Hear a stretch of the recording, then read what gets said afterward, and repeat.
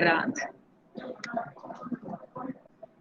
Bueno, a continuación, pues vamos a enfocar el tema de maltrato infantil con unas generalidades, cuál es la definición actual que estamos manejando, cómo es la epidemiología, cómo se comporta esta enfermedad, cómo la estamos clasificando, un abordaje en urgencias, vamos a hablar de prevención y algunas conclusiones. Entonces, imagínense que ustedes al despertar hoy, así como estamos actual en la pandemia de COVID, hubieran escuchado en las noticias que los científicos han descubierto una nueva enfermedad a la cual están expuestos la mitad, casi la mitad de todos los niños y niñas del mundo. Casi 1.000 millones de niños del mundo están expuestos. Es una nueva enfermedad, entonces estamos todos muy preocupados.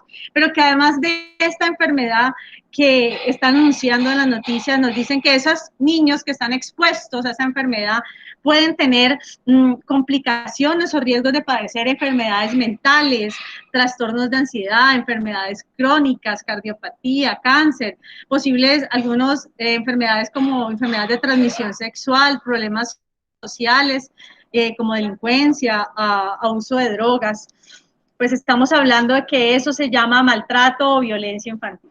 Realmente es algo, una problemática grande que actualmente es de interés mundial, y aquí en este informe que nos da la Organización Mundial de la Salud en este año, donde fueron en su totalidad invitados a participar 194 miembros, actualmente países que son miembros de la organización, uno de los tantos miembros de la Organización Mundial de la Salud, los cuales realizaron una encuesta multisectorial durante un año que se aplicó entre el 2018 y 2019, y pues se encontraron los siguientes datos. Ustedes observamos que vamos a decir que el maltrato infantil son todos los abusos y desatenciones que son objeto los menores de 18 años. Entonces, el mensaje es que maltrato infantil va más allá, no solo del maltrato físico, sino el maltrato psicológico, incluye el abuso sexual, la desatención, la negligencia, la explotación comercial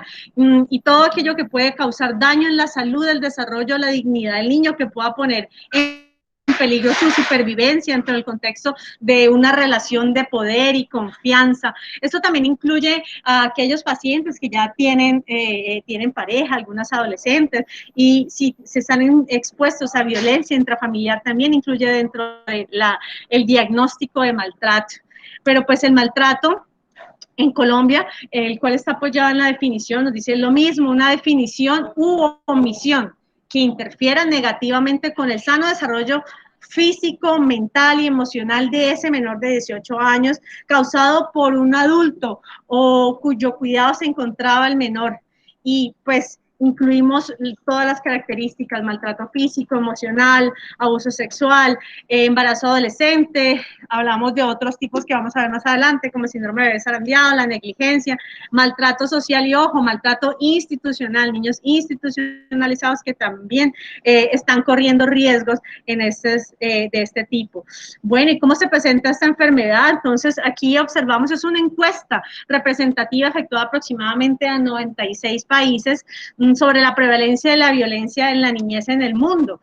Entonces se calcula, como les mostré, que más o menos 1.000 niños en el mundo han estado expuestos o han tenido algún tipo de violencia en la población, aproximadamente menores de 18 años, sufrieron algún tipo de violencia emocional en el 2016, que fue cuando se realizó este estudio. Entonces, es decir, que la prevalencia de abuso sexual puede ser tan alta que hasta un 18% para niñas y hasta un 8% para niños. Pero a pesar de que esto es altamente frecuente, que tiene alta prevalencia, pues al parecer la violencia en la niñez suele aún pasar desapercibida, no ser denunciada. Y ellos mostraban acá que casi un 30% de los niños que consultaron o fueron ingresados por maltrato infantil habían ya tenido un contacto con el personal de salud y había pasado desapercibido. Un 30% es muy alto. Entonces, realmente, de cada niño, de cuando se reporta el abuso sexual, se dice que más o menos el subreguito es que podría ser 30 veces más alto, y que cuando se reporta el maltrato físico, el subregistro es casi 75% más alto, lo que podría ser que se espera en este tipo de estudios, dado por las dinámicas sociales de algunas regiones y por el comportamiento aceptado en algunos países o en algunas culturas. El lugar más común donde ocurre esto es en el hogar, y vamos a ver cómo en esta revisión, donde lo que hicieron fue un metaanálisis que recogieron información que había sobre el abuso, el maltrato físico, incluyó 244 publicaciones, donde ellos mostraron y quisieron mostrar cómo, qué tan frecuente era el maltrato infantil, y nos traen las tasas de prevalencia estimadas. Nos dicen que ellos encontraron acá que aproximadamente las tasas eran 127 por cada 1000 para abuso sexual, que es más representativa en las niñas versus los niños. El abuso emocional de 363 por cada 1000. El abuso físico, 226, la negligencia emocional, que si se une con el abuso emocional vendría siendo la primera causa de maltrato infantil. Observamos acá que la disciplina y la violencia y la exposición a menores de 5 años, el UNICEF en el año 2017, estos son datos de Estados Unidos, que incluyeron 28 países, nos muestran cómo en esos menores de 5 años, 3 de cada 4 niños estuvieron expuestos a algún tipo de disciplina en el hogar violenta, y 6 de cada 10 tuvieron algún tipo de castigo físico y fue aprobado. En esos niños mayores de 5 años o mayores de 12 años, encontraron que 1 de cada 3 presentó acoso escolar. Y lo más grave aún es que 3 de cada 10 de niños mayores en las escuelas en Estados Unidos, en estos 28 datos que reunieron, admitieron que eran acosadores. Entonces, observamos que pues en otros países es una dinámica bastante complicada, porque ellos tienen además ataques y amenazas a sus escuelas, ¿no? Y en los últimos 25 años, pues en Estados Unidos se registraron 59 tiroteos en las escuelas, más o menos en 14 países, pero 3 de cada 4 pues fueron en Estados Unidos. El 75% de los tiroteos que ellos observaron en el mundo en este estudio fue en Estados Unidos. Entonces, para ellos es una problemática bien grande. Sin embargo, las muertes violentas entre los adolescentes a nosotros nos conmueven demasiado. Cada 7 minutos en algún lugar del mundo es asesinado un adolescente. Entonces, desafortunadamente, estos homicidios se producen más, el 70% aproximadamente en los países de Oriente Medio, África y el norte, pero estos países cuentan solo con el 6% de la totalidad de los adolescentes. Entonces, para ellos realmente esa es una dinámica bastante grande. Y observamos cómo los homicidios en personas negras no hispanas es mucho mayor comparado con personas blancas no hispanas, porque los hispanos también tienen unas condiciones en algunos países de migración diferentes. La violencia sexual de la infancia, del adolescente, pues nos muestra que 9 de cada 10 mujeres que ingresaron a la encuesta confesaron que habían sufrido algún tipo de violencia sexual en su niñez. O sea, aquí no especificaron como en cuánto tiempo, sino si en la edad menor de 18 años tuvieron algún tipo de violencia sexual. 9 de cada 10 adolescentes dijeron que sí. Entonces, observamos que en los países de ingresos bajos, aproximadamente se ve más la cantidad de mujeres que son violentadas. Sin embargo, países como Europa muestran que hay más o menos 2.5 millones de mujeres que han sido violentadas menores de 18 años. En Colombia, pues en el Forensic nos muestra una estadística donde lo que quise traerles fue lo que ellos han reportado de enero a mayo, que fue como el último reporte de ellos, y nos dicen que en la primera infancia, en los menores de 5 años en total, se han reportado 373 casos en lo que iba de abril. Pero si le sumamos los niños hasta los 11 años, pues ya son 569 más 373, y los adolescentes 1.194. Entonces ustedes observan ahí como más o menos casi 2.000 niños han sido reportados. Si recordamos el subregistro que les dije que podría ser casi un 75% mayor. Y ustedes miran en la siguiente gráfica como el porcentaje de violencia de pareja en este país es de un 65%, y contra los niños puede llegar hasta a un 10.4%. Entonces realmente estamos en una situación bien complicada. Pero en Colombia, en esta encuesta, la primera vez que se realiza una encuesta de un tipo amplio, basado en encuestas internacionales, donde lo que hicieron fue organizar por grupos y tomar en total 1.122 municipios, hicieron una encuesta de violencia en Colombia. Entonces, aquí lo que hicieron es que tomaron de los 1.112 municipios del país que tomaron las muestras, se priorizaron aproximadamente 120, entonces cuando ustedes observan aquí priorizados, son unos municipios que tenían conflicto armado, en los cuales pues se priorizó, sin embargo se tomaron otros municipios para tratar de cubrir como toda la población colombiana. Entonces se encontraron acá en esta encuesta pues que de los jóvenes que sufrieron entre 18 y 24 años, que tuvieron violencia física, les preguntaron si antes de los 18 años habían tenido algún tipo de violencia física, que le preguntaron, y sí, aproximadamente ustedes observan que casi el 56% refirió que había tenido algún tipo de violencia física a mujeres, pero los hombres también, tanto en los departamentos que estaban priorizados por el conflicto armado versus los que no eran priorizados.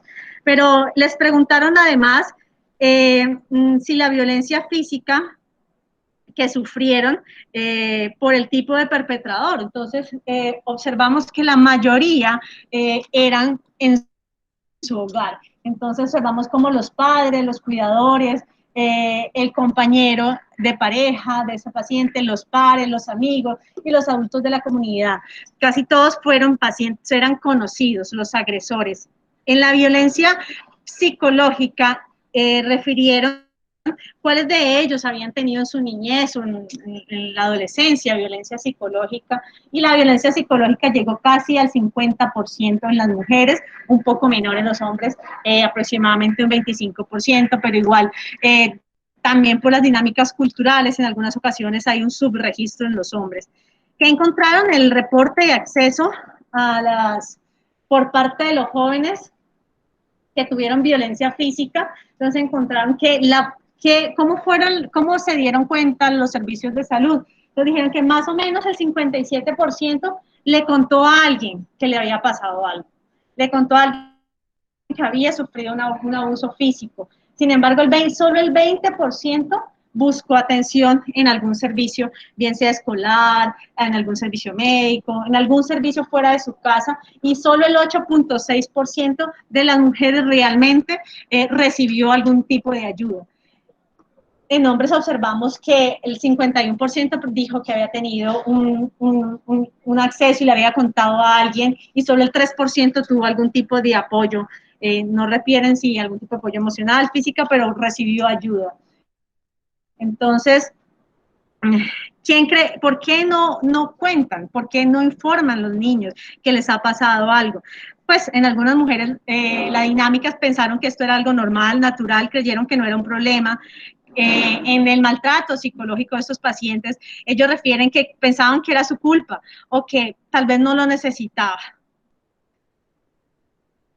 Observamos que estos niños también, ¿qué porcentaje tuvo bullying o acoso o matoneo en su niñez? Entonces, estos adultos que contestaron, estos de entre 18 y 24 años, refirieron que en las mujeres aproximadamente casi el 50% había sufrido de bullying en su niñez, y los hombres en este sí el porcentaje es mucho mayor.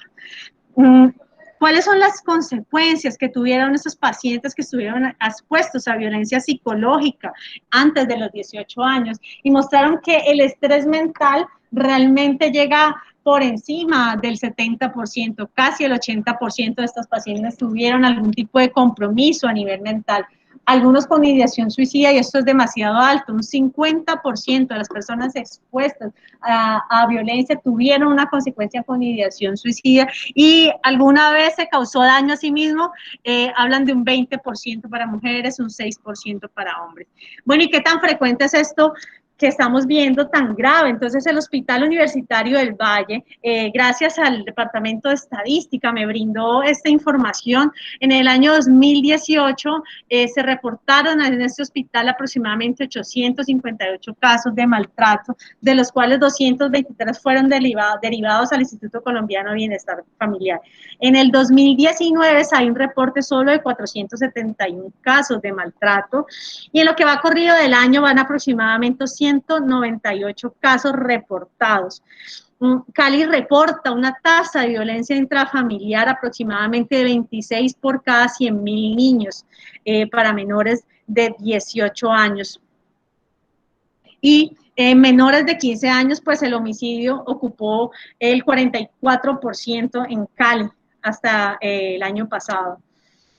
Entonces, vamos a hablar que el maltrato infantil, cuando hablamos de maltrato infantil, estamos hablando de algo muy amplio. Entonces, estamos hablando de maltrato físico, de abuso sexual, maltrato emocional, maltrato por negligencia, y hay otras formas de violencia que también se deben ver como maltrato, que las vamos a pasar. Hablamos de bullying, tráfico de niños, abuso doméstico, mutilación genital en algunas culturas, matrimonio forzado, que de pronto no observamos en tantas culturas acá, pero sí todavía lo vemos en algunas áreas como la Guajira.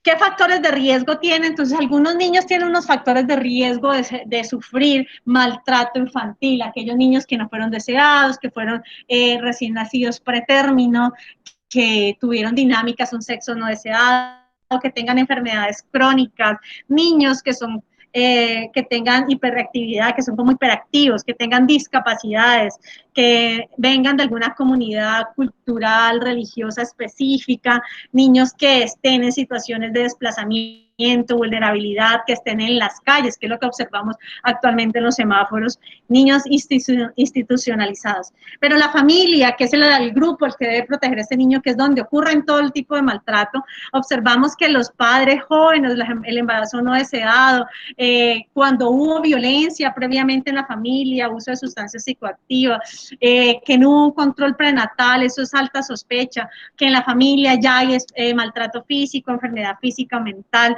familias muy numerosas, alteraciones de estrés en la familia, pobreza, desempleo, violencia intrafamiliar. Inherentes de la comunidad son las leyes de protección que existen, muchas veces no se cumplen, ausencia de unas redes sociales de apoyo, sabemos que todo depende del servicio de salud que tenga el paciente, así va a generar la rapidez en la respuesta. Disminución, pues, en el valor de los hijos, algunas familias, pues, les dan más prioridad a uno que a otro, desigualdad social, la violencia, el desplazamiento, la aceptación de la violencia en muchas culturas y la tolerancia al castigo físico que todavía observamos. Entonces, la persona agresora, que ya les dije, puede estar en cualquier lugar, pero ¿qué es lo que más se observa? Que es la familia, donde más he encontrado es que la familia, el agresor es está o en la familia o es conocido. Ahí va a estar casi el 70% del agresor, pero se puede presentar por cuidadores, por pacientes que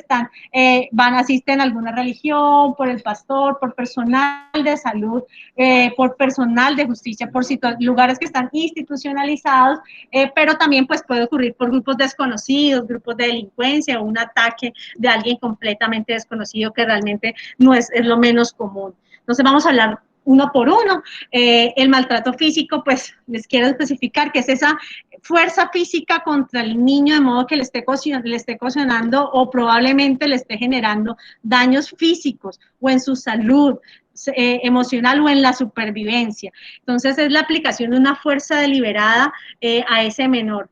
Entonces, con maltrato físico debemos tener nosotros ahí, ser como conocer el tema, y por eso estamos el día de hoy acá, porque no siempre va a llegar el niño que se ve con las lesiones físicas graves que cualquier persona pues podría decir que es lo que tiene el niño. Entonces son esos traumas físicos no accidentales, sino que el niño, el relato, ya vamos a observar cuando sospechar como hematomas, quemaduras, fracturas, envenenamientos, síndrome zarandeados, pero ojo, hay otros hallazgos físicos que no los vamos a ver, que no son tan severos, como pellizcos, palmadas, que van a generar un riesgo. Entonces vamos a conocer qué son esas lesiones centinelas. Son cuando observamos un bebé maltratado y que no son frecuentes en niños no usados. Entonces no son clínicamente significativas, no los vemos, no vemos algo, la gravedad, se curan rápido, pero en algunos pueden no dejar secuelas físicas, pero recuerden que sí puede dejar secuelas psicológicas. Si no se trata adecuadamente, pues esto se puede perpetuar y llevar a algo mucho más grave. Entonces, la visión visible que está mal explicada con relación al abuso físico. Entonces, este es un ejemplo de un recién nacido que tiene lesión a nivel del frenillo, posiblemente por maltrato, por obstrucción de la vía aérea, por golpe. Entonces, no es algo muy visible, pero puede ser algo crónico en este pequeño.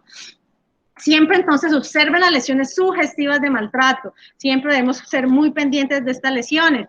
Lesiones que estén por ejemplo, en lugares no visibles, como en la espalda, en glúteo, en genitales, que ustedes observen que cuando un niño se cae, se lesiona la rodilla, los codos, porque está en su etapa de juego, pero no se va a lesionar pues la espalda o el glúteo, o que le quede demarcado algún objeto específico en la piel, que los padres estén que estén desesperados, que quieren, que estén agresivos, que estén pidiendo salida, o que por el contrario consulten muy tarde, que hayan lesiones muy extrañas en diferentes partes del cuerpo, quemaduras, lesiones en cráneo, que tenga alteraciones de conciencia el niño, nos puede hacer pensar de que el niño está teniendo maltrato físico. Entonces, siempre preguntar, siempre cuando llega un niño, pregunte, se debe preguntar al niño si el niño puede relatar, según la edad que lo permita, preguntar por la parte al cuidador, y eso debe quedar siempre, siempre evidenciado, pues porque cuando el cuidador cambia la versión es altamente sospechoso. Verificar si hay testigos, se debe anotar paso a paso a qué horas fue, qué testigos había, descripción, si el paciente consulta, la mamá consultó o el cuidador consultó tarde, eso es el mayor factor de riesgo, y pues hay que identificar si hay factores de riesgos que ya vimos en ese niño que nos hace pensar que podría ser un maltrato, que no fue realmente un accidente y que el niño se cayó mientras estamos jugando. Entonces, estos son uno de los signos que ustedes pueden ver. Hematomas en diferentes etapas de curación. Entonces, ustedes observan aquí hematomas en diferentes estadios. Ustedes observan que tiene diferente color en sitios que no son usuales, donde el niño se cae. ¿Sí? No son usuales donde el niño se va a resbalar o a golpear. Las marcas delimitadas de ciertos objetos en la espalda, en los glúteos, que es una forma de abuso, golpear por la espalda. Entonces ustedes van a ver delimitado, por ejemplo, una correa, van a ver delimitado algún tipo de lesiones. Aquí les traje más o menos cuál es el esquema de las lesiones y uno de los patrones que ustedes observan en la piel. Entonces, si el paciente fue golpeado con hebillas, si fue si recibió algún tipo de mordida, pellizco, con secadores, quemaduras, cucharas, que así el niño estuvo amarrado y tiene lesiones de cable, de látigo, de cinturón. Entonces, cuando nos llegan así, pues podremos sospechar, pero no todos los niños llegan en este estado. Entonces, aquí estas son las lesiones que quería que vieran. Miren las lesiones en quemadura y miren los recién nacidos. Esta es una dermatitis del pañal. Entonces, es un paciente que estuvo constantemente a negligencia, no había cambiado el pañal. Entonces, ese es un tipo también de maltrato físico en estos pequeños. Encontramos que las marcas, ustedes observan una quemadura, esta quemadura tiene un nivel, está delimitada. Cuando un paciente se quema, la quemadura más común, como nos explicaba el doctor, que es la quemadura térmica, usualmente es irregular, la persona hace rechazo, coloca los brazos, está en sitios irregulares, pero está marcada. Las manos de este niño estuvieron sumergidas en un límite por agua, posiblemente por quemadura térmica. Entonces las quemaduras no tienen estos márgenes tan precisos si fueron accidentales. Ustedes observan las quemaduras de cigarrillo en diferentes estadios. La guía entonces del Hospital Universitario del Valle, que está basada en los reportes de la Organización Mundial de la Salud, de la UNICEF, nos muestra lo que les dije en resumen. Siempre mire, todo el paciente debe ser revisado en conjunto. No, ahorita cada día debemos tener alta sospecha. Mirar los tejidos blandos, si tiene edema, los colores, de qué tamaño son, en qué tamaño están, porque diferentes tipos de tonalidad nos puede generar, si tiene unos tipos de diferentes que tengan una quemadura, pero tenga también en el sistema esquelético, fracturas en menores de 1 año son de alta sospecha de maltrato, fracturas nasales, hay que revisar cavidad oral, revisar todo, revisar lo genital, revisar todo el paciente, sistema nervioso central, si el paciente está alterado, si el paciente tiene cambios de comportamiento, pero también tiene cambios de comportamiento emocional. En esos pacientes debemos sospechar. Respiratorio, puede ser que el niño esté llegando por sospecha que haya sido asfixiado o haya sido dejado por ahogamiento o broncoaspiraciones. Y observar siempre órganos de los sentidos, hemorragias retinianas. Estos pacientes deben tener fondo de ojo. El examen físico debe ser riguroso para observar que este paciente, revisar tímpano, debemos observar que no haya tenido ningún cambio. Entonces, esos son los tipos de color que ustedes pueden observar en los hematomas los pacientes, que usualmente cuando es reciente el hematoma se va a ver oscuro, negro, pero si ya el hematoma lleva mucho más tiempo, puede ser de un color amarillo o verdoso. El trauma abdominal es muy grave porque tiene una mortalidad casi del 50%, porque puede ser severo. Es menos común que el trauma craneal abusivo, sin embargo, pues se asocia pues a niños más o menos menores de 4 años de edad. ¿Y qué es lo grave? Que este trauma abdominal los pacientes cursan con lesión hepática, lesión esplénica, pancreática, perforación de vísceras, y estos pacientes no los llevan el mismo día, porque hace parte, van a llegar al otro día porque ya lo vieron muy mal, pero cuando llegan aumenta la mortalidad, entonces el niño se debe observar, y si hay sospecha, no hay que esperar que el niño llegue con las lesiones visibles, sino si se sospecha, se deben pedir unos estudios especiales para identificar qué es lo que le está pasando al paciente. De abuso sexual es un tema que se va a tocar solo en una exposición por el tema, por la complejidad y porque además hay una guía específica para abuso sexual. Sin embargo, les voy a compartir unas temáticas especiales de la definición de abuso sexual. Entonces, cualquier práctica sexual con un niño o adolescente por parte de un cuidador que ejerza autoridad sobre ese menor. Entonces, cualquiera práctica. Entonces, vamos a ver que puede ir desde la exhibición, violación, explotación, y como ya lo vimos, es más frecuente en los sitios donde está el niño, en los hogares, donde asiste el paciente, donde va a la iglesia, donde va al colegio, por sus pares. El agresor es la persona conocida. Sospeche, recuerde que no van a llegar todas las pacientes, no van a llegar en un asalto sexual, no. Estos pacientes pueden tener, sobre todo los niños, van a presentar cambios como encopresis, infecciones urinarias sin causa, enuresis,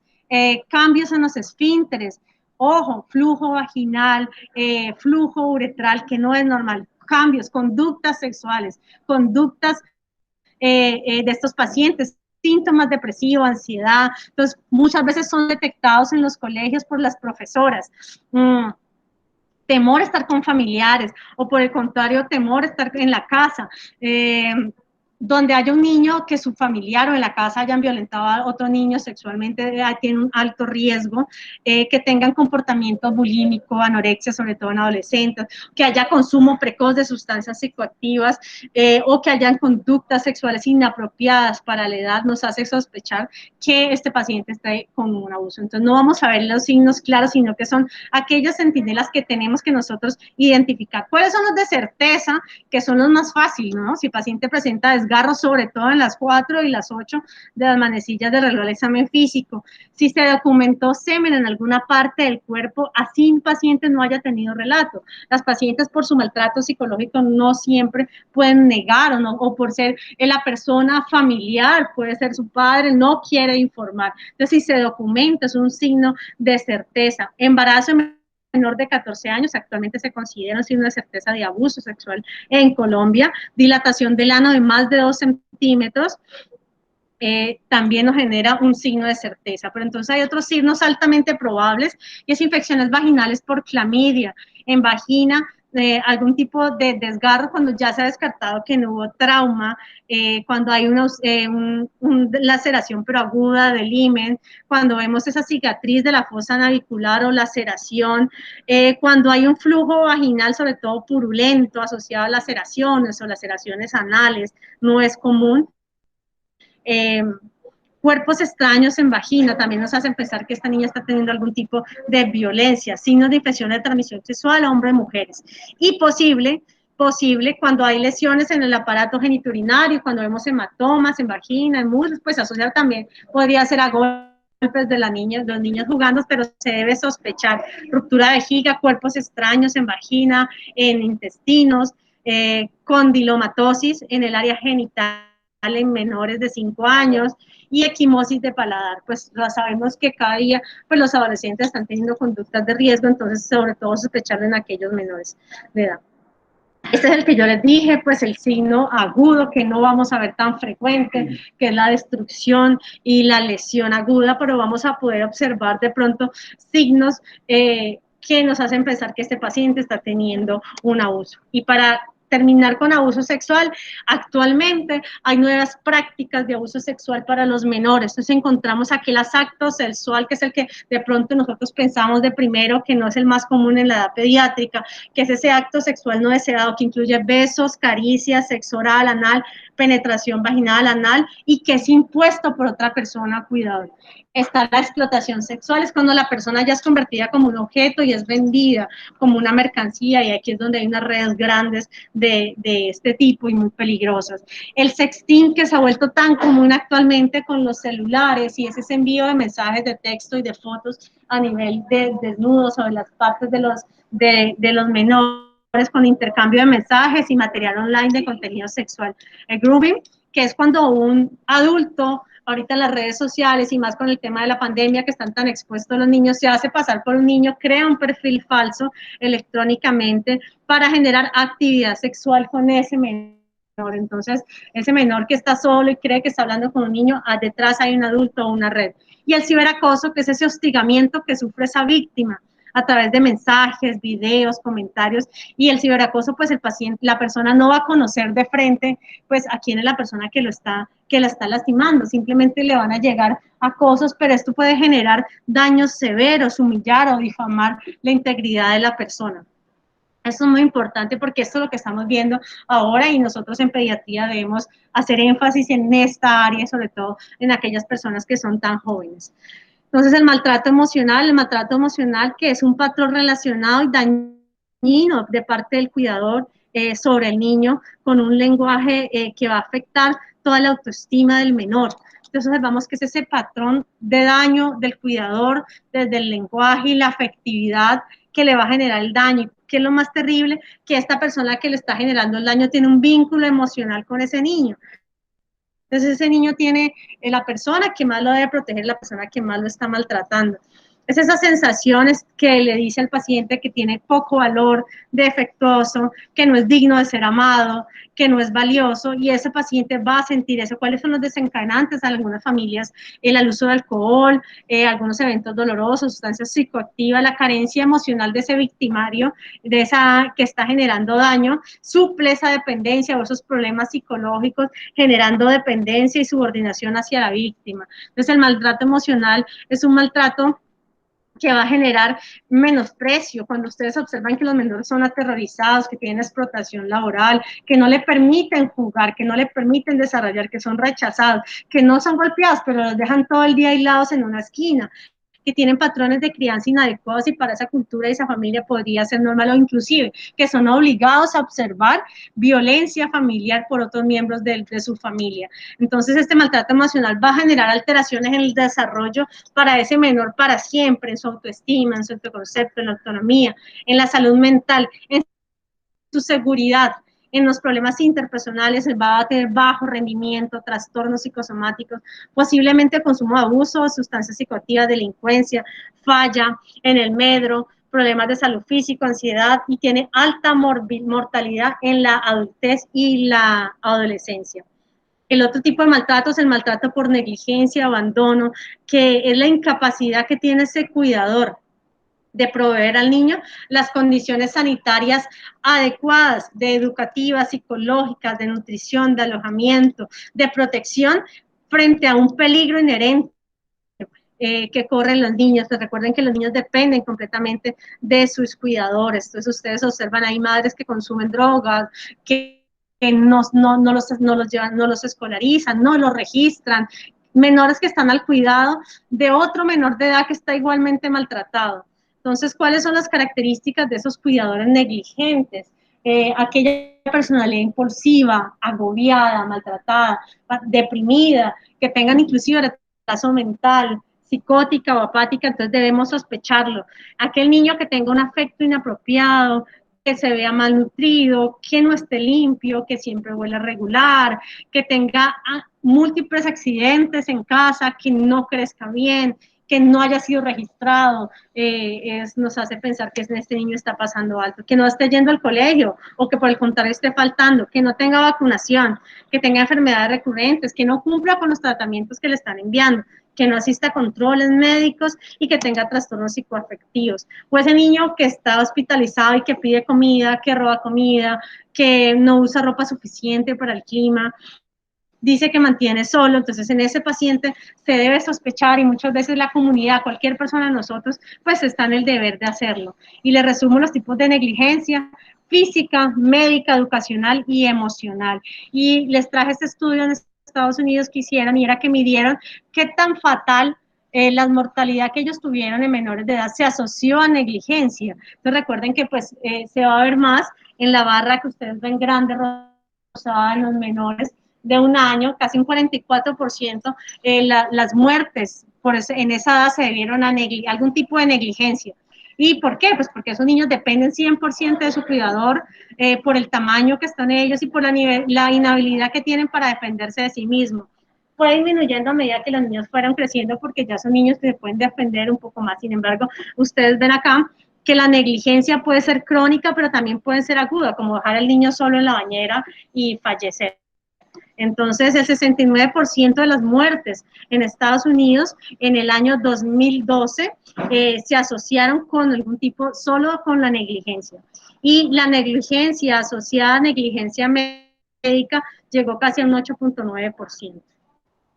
El trauma craneal abusivo, anteriormente llamado síndrome de bebé zarandeado, pues debemos reconocerlo porque es muy común y altamente fatal y tiene altas secuelas psicológicas y secuelas neurológicas definitivas. Les queda más o menos una tasa de 20 a 30 casos por 100.000 en niños menores de un año y es la forma más letal de trauma infligido en los menores de 4 años. Muchos niños que sobreviven a trauma craneal abusivo pues van a tener secuelas a largo plazo, oculares, ceguera, déficit cognitivo, que eso va a perpetuar que este niño esté en mayor riesgo de continuar ese ciclo de violencia. Entonces, siempre sospechar en aquel niño menor de un año que tenga un hematoma subdural, una hemorragia retiniana o que llegue con algún trastorno de encefalopatía o como lo vimos ahora, paciente que consulte por cianosis, por Grube, también hay que sospechar y descartar que no sea un trauma craneal abusivo de tipo maltrato. Hay una evidencia que muestra el esquema de respuesta fisiopatológica del cerebro a la lesión se da por biomarcadores de respuesta inflamatoria. Entonces, lo que hay una fuerza rotacional y de contacto cuando se da la sacudida que genera esos cambios de inflamación, de respuesta inflamatoria a nivel cerebral y que va a generar que haya un cambio y unas secuelas neurológicas definitivas en este recién nacido.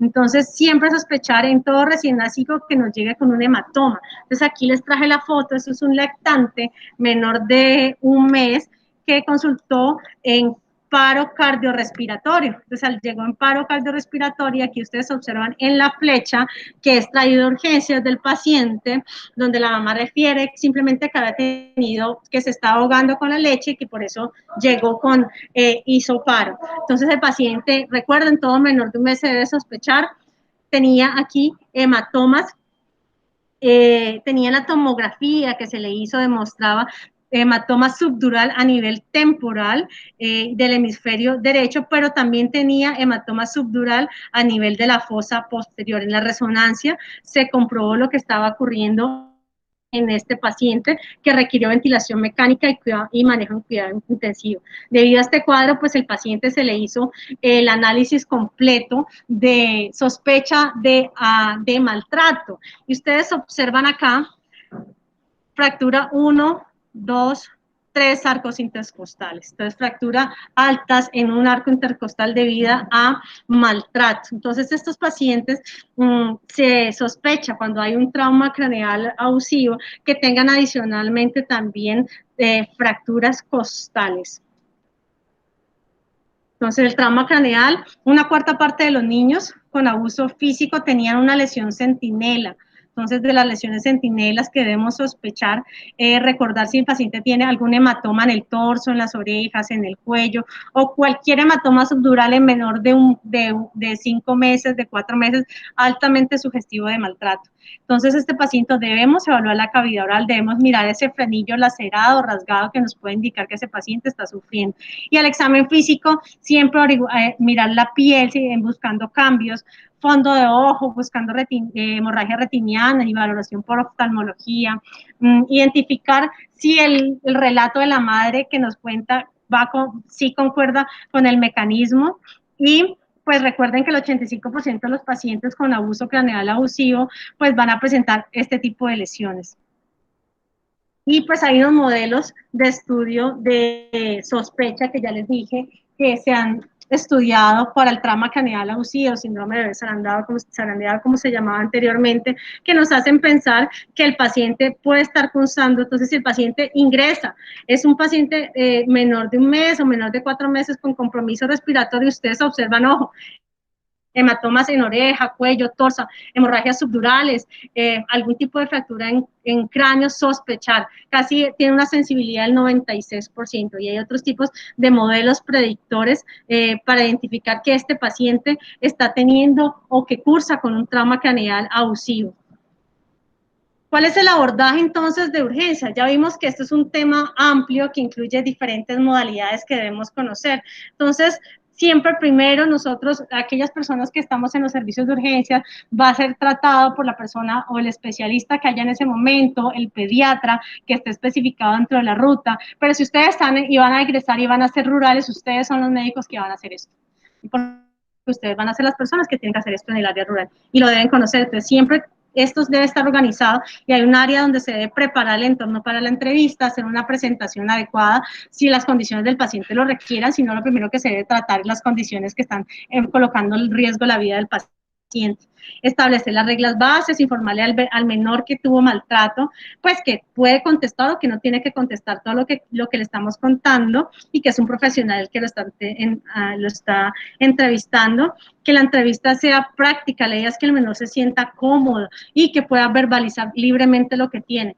Entonces pueden introducir, la idea es introducir el tema lentamente, no decirle vamos a hablar del maltrato y la lesión, porque muchos de esos niños no creen que eso haya sido un maltrato o que sea una lesión, sino que para ellos fue algo aceptado. Entonces, siempre hacer la transición lentamente para que esta persona empiece a relatar de manera libre y el interrogatorio sea claro y en lo posible anotar todo lo que diga el paciente. Entonces, no olvidar todas las lesiones físicas que nos hacen sospechar de maltrato, pero ojo, estos pacientes que no tienen lesiones físicas y que a veces son incomprendidos también debemos sospecharlo y evitar la revictimización. Para terminar, entonces les quiero concretar que una de las estrategias es tratar a todo niño como víctima. Evitar esos sentimientos que nosotros tenemos ambivalentes o contradictorios que tal vez creemos que podría ser o no lo es, y evitar hacerle reproches cuando el niño está contando su historia o el adolescente. ¿Está seguro que lo que me estás diciendo es verdad? ¿No te habrás confundido? ¿Usted qué hizo? ¿Usted por qué se dejó hacer eso? Entonces, ¿por qué no pidió ayuda? Entonces, ese tipo de cosas debemos evitarlo porque vamos a revictimizarlos. Crear siempre un clima de comprensión, de escucha, esto no es fácil, por eso estamos aquí pues aprendiendo para poder atender lo mejor que se pueda a estos niños, evitar cruzar las piernas, estar de una forma tranquila, que el niño sienta que le van a brindar ayuda. Confiar en el niño, confiar en lo que nos esté contando, pues este niño va a tener problemas emocionales, inclusive va a ser un niño que podría tener dependencia de sustancias psicoactivas y esto podría nosotros interferir con lo que estamos pensando acerca de él y va a tener dificultades para relacionarse. El lugar privado, silencioso, puede estar con un acompañante, el acompañante debe estar siempre en el examen físico, en la entrevista podría estar en la puerta del entrevistador, en la puerta del consultorio, pero este paciente debe estar acompañado o dependiendo de la edad podría estar solo, pero siempre cerca del acompañante al lado del niño. Hablar en primera persona, permitirle que le explique preguntas generales o preguntas enfocadas, nunca preguntas que sean como inductivas o sugestivas de si le hicieron algo. Entonces, ¿qué es lo correcto? Yo creo que te está pasando algo. Me parece verte triste. Cuénteme qué le pasó. No debemos decirle, te pasó algo malo, qué fue lo malo que le pasó, cuente que quién fue el que le hizo el daño.